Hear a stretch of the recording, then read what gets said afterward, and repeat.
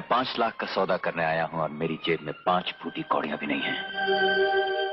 1978 में हिंदुस्तान के रुपहले पर्दे पर जब अमिताभ बच्चन मिस्टर आर के गुप्ता से ये कह रहे थे, तब किसी ने सोचा नहीं था कि बिना 5 फूटी कौड़ियों के कोई 5 लाख का सौदा करने की सोच भी सकता है। पर कोई था जो ऐसा सोच सकता था। तब नहीं, अमिताभ बच्चन के ऐसा कहने के 20 साल बाद। जी हाँ, ठीक 20 साल बाद। आइए आज हम आपको फिल्मी फंतासी सी कहानी के एक ऐसे संसार में लिए चलते हैं जहां हीरो कुछ कहता नहीं, पर उसके किए को दुनिया कहती फिर रही है।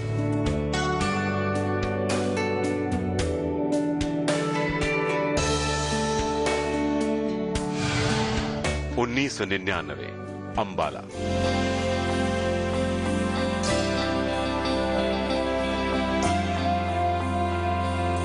तेईस साल का एक नौजवान जिसके सपनों ने जगना शुरू ही किया था कि उसकी दुनिया सो गई। उसके पिता इस संसार को अचानक अलविदा कह गए।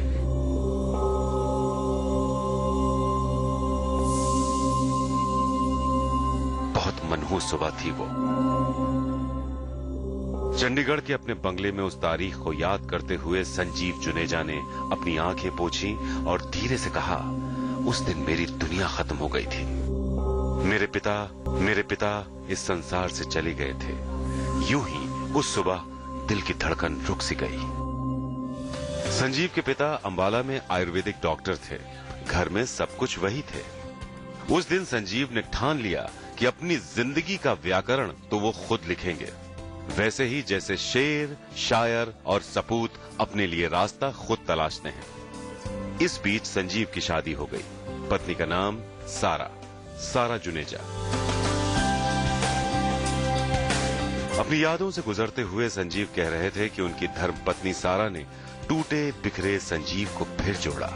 परिवार बढ़ गया, पर अभी न रास्ते का पता था न मंजिल का। मेहनत तो बहुत की इन्होंने 2000 से लेकर 2008 तक, बट ब्लेसिंग्स बहुत थी हमारे साथ, इनके पापा की, सतगुरु की, कि मेहनत करते गए और उसका फल भी साथ मिलता चला गया। संजीव को अपने बालों से बहुत प्यार था। जब वो नहाते तो कुछ बाल झड़ते थे।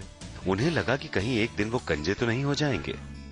चित्रलेखा फिल्म में एक सफेद बाल देखकर मीना कुमारी ने जीवन के सत्य को समझ लिया था कि एक दिन उनके सारे बाल सफेद हो जाएंगे, फिर वो बूढ़ी हो जाएंगी और फिर ये रूप रंग न रहा न रहेगा। संजीव ने उस दिन खुद को आईने के सामने गंजा देखा और डर गए। उन्हें लगा कि पिता की दी विरासत उनके पास है, क्यों नहीं वो उस पर शोध करें और पता करें क्या गिरते हुए बालों को रोका जा सकता है। 2008 अंबाला। जी हाँ, 2008 की ही बात है जब संजीव जुनेजा को एक फॉर्मूला मिला जिससे गिरते बाल रुक सकते थे। तब संजीव के पास कुछ भी नहीं था। उनका शोध था, उनका फॉर्मूला था। बस उन्होंने तेल बनाया, शीशी में भरा और उसे बेचने निकल पड़े। पर कौन खरीदता है ऐसे किसी का तेल?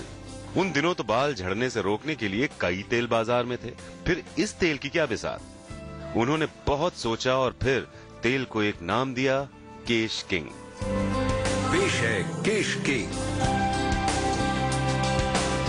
यादों के समंदर में डूबते उतराते संजीव जुनेजा का गला थोड़ा सा फिर रूंधा। वो कहने लगे, मैं हाथ से पर्चे बनाता। अगर आपको लगता है कि आपके बाल गिर रहे हैं तो आप केश किंग तेल लगाएं। पर्चे शहर में चलने वाले ऑटो रिक्शा पर चिपकाता, दीवारों पर चिपकाता। एक शीशी बिकी, दूसरी शीशी बिकी, फिर तो मुंह से प्रचार चल पड़ा। जिसने एक बार लगा लिया वो लगाने लगा। टॉनिक, हेयर स्पा सब ट्राई किया, but no effect. Then I tried Kesh King oil. Kesh King की मांग बढ़ने लगी, इतनी कि मैं अकेले उतना तेल नहीं बना सकता था। मेरे पास कुछ पैसे आए, फिर मैंने किसी तरह प्रोडक्शन बढ़ाया और मांग बढ़ी और तेल बिका। अब समय आ गया है कि मैं बड़े स्तर पर केश किंग तेल का उत्पादन करूं। मैंने हिमाचल प्रदेश में एक तेल बनाने की फैक्ट्री लगा ली। मेरा तेल चल निकला। मेरे पास कोई सेल्स टीम नहीं थी, बस उत्पादन और लोगों के कहने से बिक्री। जिसने एक बार केश किंग तेल लगाया उसने दूसरा कोई तेल लगाना छोड़ दिया। अब मैं समझ चुका था कि यही मेरा रास्ता है, यही मेरी मंजिल। मैंने कई बुजुर्गों को घुटने में तकलीफ से तड़पते देखा था। मैंने कई महिलाओं को चेहरे पर कील, मुहासे और दूसरे दागों की वजह से हीन भावना से भरते देखा था। मुझे लगा इस दिशा में आयुर्वेद पर शोध की जरूरत है। मैंने और शोध किया। उनका दावा है कि डॉक्टर ऑर्थो उनके लिए रामबाण है। चेहरे के दाग धब्बों को मिटाने के लिए निकल कर आया रूप मंत्रा, कब्ज दूर भगाने के लिए पेट सफा। संजीव जुनेजा के प्रोडक्ट लोगों को पसंद आए और वो बाजार में चल निकले। अगले कुछ सालों में उन्होंने कई 100 करोड़ का कारोबार किया। फिर एक दिन उनके पास ऑफर आया कि क्या आप अपना हेयर केयर बिजनेस केश किंग ब्रांड शोध सहित बेचेंगे। वो हैरान हुए कि ब्रांड नाम की भी कीमत होती है। ऑफर अब कई कंपनियों की ओर से आ रहे थे, लेकिन ऐतिहासिक डील तय हुई इमामी कंपनी से। भारत के इतिहास में एफएमसीजी सेक्टर में ये दूसरी सबसे बड़ी डील थी। आज संजीव जुनेजा के पास सब कुछ है, बंगला, गाड़ी, बैंक बैलेंस, सब कुछ। बस पिता नहीं है। पिता की बहुत याद आती है। संजीव जुनेजा से कोई अगर कहता है कि आप तो अब बड़े आदमी बन गए हैं, तो धीरे से कहते हैं, मकान ऊंचा बनाने से इंसान ऊंचा थोड़ी हो जाता है। मकान ऊंचा होने से कोई ऊंचा नहीं हो जाता। और अब सुनिए तेज की खास पेशकश, ये बने करोड़पति में संजीव जुनेजा की कहानी, संजीव जुनेजा की जुबानी।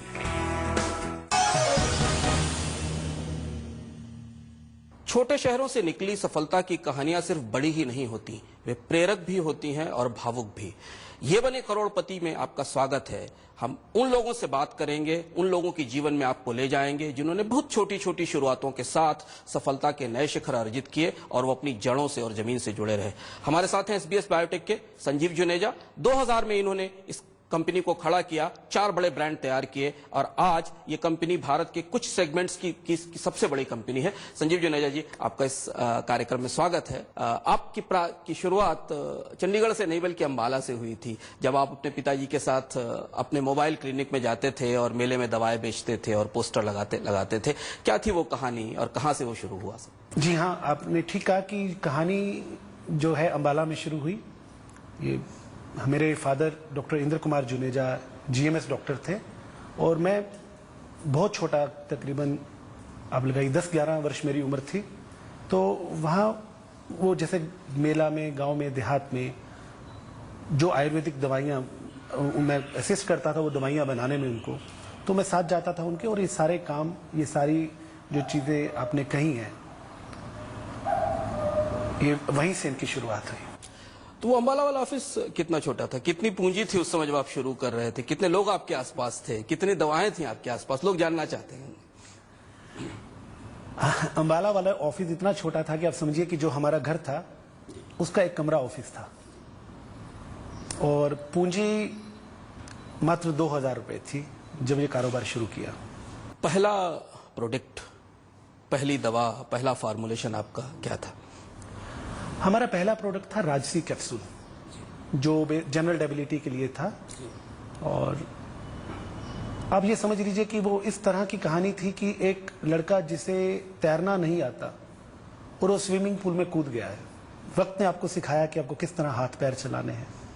मैं चाहता हूं कि आप जो ये जनरेशन है, मेरे ईश्वर मेहरबान था हम पे, हमारे पिताजी की ब्लेसिंग मेरे साथ थी, मेरी फैमिली का जो कर्मा है शायद उसका कुछ कनेक्ट होगा कि मैंने इतनी गलतियां की पर फिर भी मैं उन गलतियों से ओवरकम कर गया। पर मैं चाहता हूं कि जो आने वाली जनरेशन है, जो आने वाली ये जो पीढ़ी है, जो आज स्टार्टअप चल रहे हैं, वो गलतियां कम करें। हर गलती के लिए आपको कई बार दोबारा मौका नहीं मिलता। जो लड़का तैरना नहीं जानता था वो पानी में कूद गया और अभी आप 10-12 साल में उस कंपनी ने एक ऐसा ब्रांड खड़ा किया जिस ब्रांड की पूरे देश में चर्चा हुई। आप समझ रहे होंगे मेरा इशारा केश किंग की तरफ है। ये ब्रांड कहाँ से निकला और इसकी पीछे की कहानी क्या है? ये कैसे इतना बड़ा ब्रांड बनकर सामने आया और कितना समय लगा आपको ब्रांड बनाने में? देखिए अंशुमान जी, 2000 में जैसे हमने कारोबार शुरू किया तो 2008 तक, 2008 तक एक लर्निंग प्रोसेस था, बड़ा ग्रेजुअल प्रोसेस। वो ऐसा प्रोसेस था जब मुझे लगता है कि सारी लर्निंग उसी में हुई जब एक लड़का अपने प्रोडक्ट्स को खुद रिटेल टू रिटेल जाकर बेच रहा है। तो बाजार को क्या चाहिए? कंज्यूमर को क्या चाहिए, और बाजार में ऐसी क्या चीजें हैं जिससे कुछ प्रोडक्ट बड़े हो रहे हैं, आप कहाँ गलती कर रहे हैं। तो ये यहाँ से धीरे धीरे सीखते रहे और अपनी गलतियां कम करते गए। 8 अक्टूबर 2008 में हिमाचल में हमने अपनी फैक्ट्री शुरू की, SBS बायोटेक यूनिट 2, और वहां से हेयर केयर बिजनेस की भी शुरुआत की, जिसका हमारा लीडिंग ब्रांड था केश किंग। तो वो बाजार में गैप था, बाजार में एक जगह थी। उस टाइम सिर्फ बात हो रही थी स्टाइल की, उस टाइम हेल्थ की बात नहीं होती थी। अब याद कीजिए 2008 का जमाना, जब टीवी में कभी ऐड आती थी तो सिर्फ बाल हिलते हुए दिखाए जाते थे, उसमें एक लाइट निकलती है और उसमें सिर्फ स्टाइल था कि बाल सुलझे रहेंगे। कोई ये नहीं कहता था कि बाल हेल्दी रहेंगे, कोई ये नहीं कहता था कि बाल आपके मेंटेन रहेंगे। तो ये चीजें, ये गैप था। तो जब मैंने गहराई से देखा तो वहां से केश किंग का एक आइडिया आया। केश किंग नाम रखने में ही मुझे बड़ा वक्त लगा। ये बड़ा जरूरी होता है कि जिस ब्रांड नेम से आप जा रहे हैं उस ब्रांड नेम की पूरी रिसर्च हो आपके पास। बहुत बड़ा सपना नहीं था, लेकिन केश किंग एक बहुत बड़ा ब्रांड हो गया और आगे खड़ा हो गया हुआ। क्या वजह थी कि आपने उसे बेचने का निर्णय लिया? हेयर केयर बिजनेस में हमारे जितने भी ब्रांड थे, केश किंग उसमें एक बड़ा नाम था। तो क्योंकि मैं जो मेरा अब 95% बिजनेस, 97% बिजनेस मेरा हेयर फोकस्ड ही था, तो मुझे लगा कि अगर मुझे वो बड़ी तेजी से बड़ा हुआ, आप मतलब कि उस सक्सेस ने हमें भी मेस्मराइज कर दिया। तो ऐसा लगा कि क्या, मैंने अपने आप से सवाल किया। मुझे लगता है कि हम ना अपने आप से कम बात करते हैं, मैं अपने आप से खूब बात करता हूं। तो अपने आप से जब बात की तो देखा कि अगर ये हेयर केयर बिजनेस ही मुझे आगे लेके जाना है, क्या मैं तैयार हूं कि सारी उम्र मैं इसी बिजनेस को आगे लेके जाऊं, या मुझे कोई नया चैलेंज भी लेना है। क्योंकि जब आपको सक्सेस की थोड़ी आदत पड़ जाती है तो आपको अच्छा लगता है, वो सेंस ऑफ अचीवमेंट के बिना आप रह नहीं सकते। अगर मैं वो हेयर केयर बिजनेस में ही रहता तो मैं उसी को बड़ा करता, उसी को बड़ा करता, उसी को बड़ा करता। और मुझे लगा कि कहीं ना कहीं अब वो जो ब्रांड है वो, उसमें काफी स्कोप है, वो बहुत बड़ा हो सकता है, वो जो भी बिजनेस है वो काफी बड़ा हो सकता है। और उसके लिए अब एक ऑर्गेनाइज्ड स्ट्रक्चर की जरूरत है, उसके लिए बहुत बड़ी टीम की जरूरत है, उसके लिए बहुत बड़े डिस्ट्रीब्यूशन की जरूरत है। आज वो मेरा जो फॉर्मूला है कि demand versus supply, consumer pull and trade push का कॉम्बिनेशन, मुझे लगा कि अब ये ब्रांड इससे आगे पहुंच गया है। अब इससे आगे अब मुझे जमीनी तौर पे बड़े चेंज करने पड़ेंगे। मुझे अपने आप को ऑर्गेनाइज्ड करना पड़ेगा इस तरह से कि वो सारा, आप ये समझिए कि आपको बहुत बड़ी टीम रखनी है, ये सारी चीजें करनी है। मेरा फैसला वो नहीं था। मुझे लगा कि सफर मजेदार होना चाहिए, दोबारा से एक सफर की शुरुआत की जाए। जुनेजा जी, अगर मैं आपके पूरे SBS बायोटेक को देखूं तो मुझे लगता है कि ये सबसे फास्टेस्ट ब्रांड बिल्डिंग फैक्ट्री है। 2015 में आपने केश किंग को सेल किया, इमामी को, और 5 साल में 2 और बड़े ब्रांड खड़े कर दिए, और बहुत कम समय में, बल्कि 3 ही साल में डॉक्टर आर्थो और रूपमंत्रा, और तीसरा पेट सफा। ये आइडिया क्या है? ये स्ट्रेटजी मैं आपको एक लाइन में बताऊं? देखिए अंशुमान जी, क्या है कि आपको सबसे पहले कैटेगरी चूज करनी पड़ती है। हम ब्रांड वाइज बात करते हैं। सबसे पहले जैसे डॉक्टर ऑर्थो की बात कीजिए, एक कैटेगरी चूज कीजिए कि आपको किस कैटेगरी में जाना है, उस कैटेगरी में गैप देखिए। डॉक्टर ऑर्थो की बात कीजिए तो एक पेन सेगमेंट जो है, पेन सेगमेंट में बात हो रही है इंस्टेंट के साथ आप ये देखिए कि जो आपको लंबे समय के लिए फायदा करे, उसकी बात क्यों नहीं हो रही। आपको सिर्फ स्पोर्ट थेरेपी की बात हो रही है, हील थेरेपी की बात क्यों नहीं हो रही।